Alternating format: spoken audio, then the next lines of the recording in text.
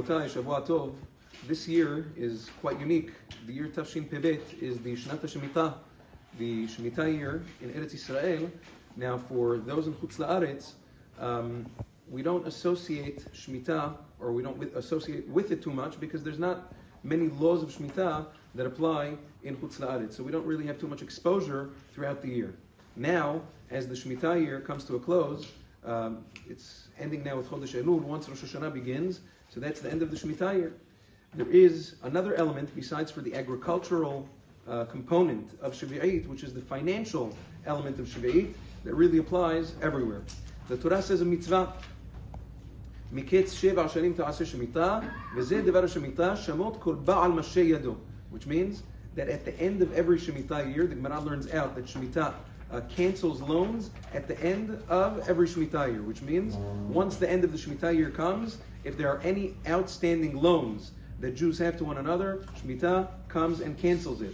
Mitzvat aseh min Torah, nowadays it's only midrabanan, but bizman shebet hamikdash kayam mitzvat aseh, to release any loans that a person has that are outstanding at the end of Shemitah.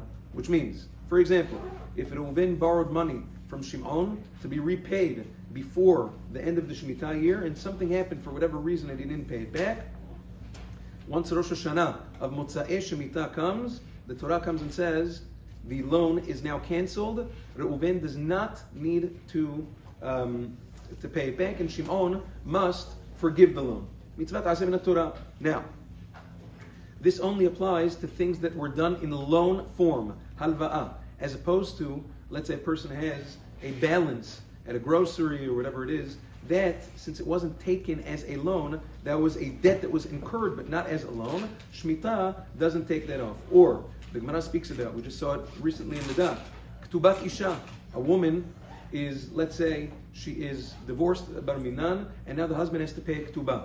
He can't say, oh, the end of Shemitah came, now I don't have to pay her Ktubah. It doesn't work like that, because the Ktubah wasn't incurred as a loan. It's a debt, but it's not a loan. However, there are certain things that even though they're not money, they are considered a loan, and Shemitah does take it off. For instance, let's say a woman lends a loaf of bread or a few eggs to a neighbor.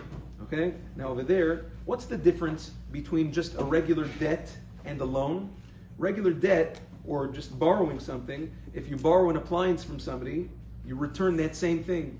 When you borrow bread from somebody, or when you borrow eggs from somebody, you don't return the same thing. You use that and return something else of the same thing. But you return it. You return something else.